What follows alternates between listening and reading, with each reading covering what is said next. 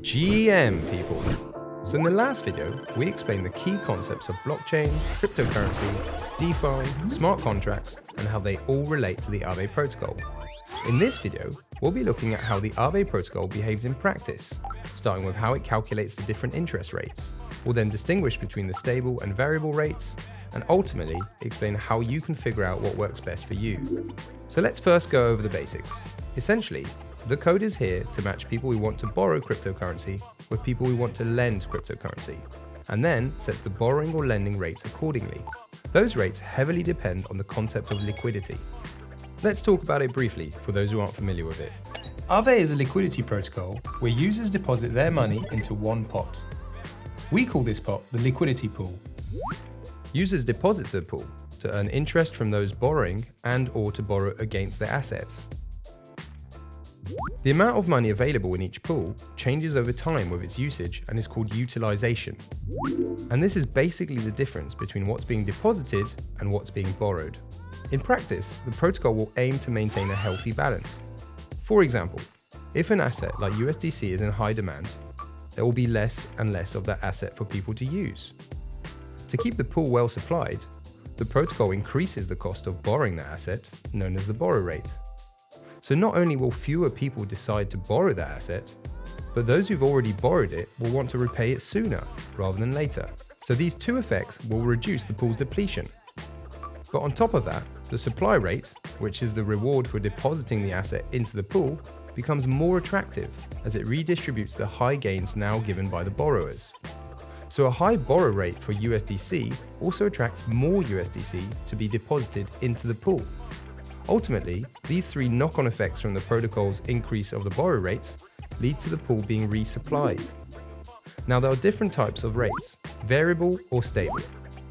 You can switch between these at any time. The default is the variable rate, which evolves continuously with the utilization of the pool. The stable rate is fixed unless some very rare specific conditions are met that allow the rebalancing of the rates.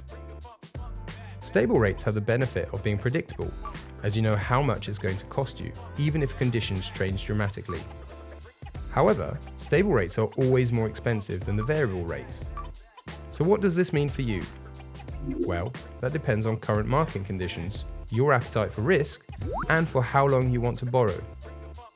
If you just need to borrow in the short term, then you'd probably go for the variable rate. Whilst if you're wanting to borrow for the long term, you should check the asset pool utilization and the historical borrow costs to see if a stable rate is advantageous. You will come across the terms APR for annual percentage rate and APY for annual percentage yield. The difference is that APR refers to the interest rate over a year, while APY takes into account the effects of compounding interest. This is where interest is earned continuously every second, as opposed to monthly, like on savings accounts. While we can't go into the hardcore maths to show you this, APY generally has more potential than APR, but regardless of the APY's value, the cost from the borrowing rate is balanced by the passive income you're getting on the deposits you had to put down in order to borrow. So in some cases, you can fully finance your borrowing costs from your deposit yield. On Aave, you're mainly only ever seeing APY, because APR is only ever mentioned when it comes to extra annualized rewards, also known as liquidity mining. These are extra incentives that can be offered to encourage users to borrow or supply the asset.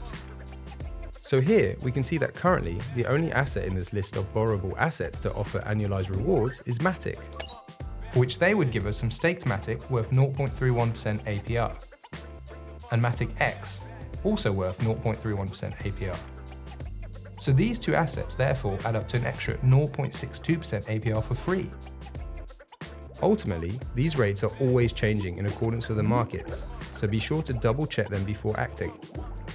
See you in the next video, and if you've got any questions, please don't hesitate to ask them on the Aave Discord or the comments below.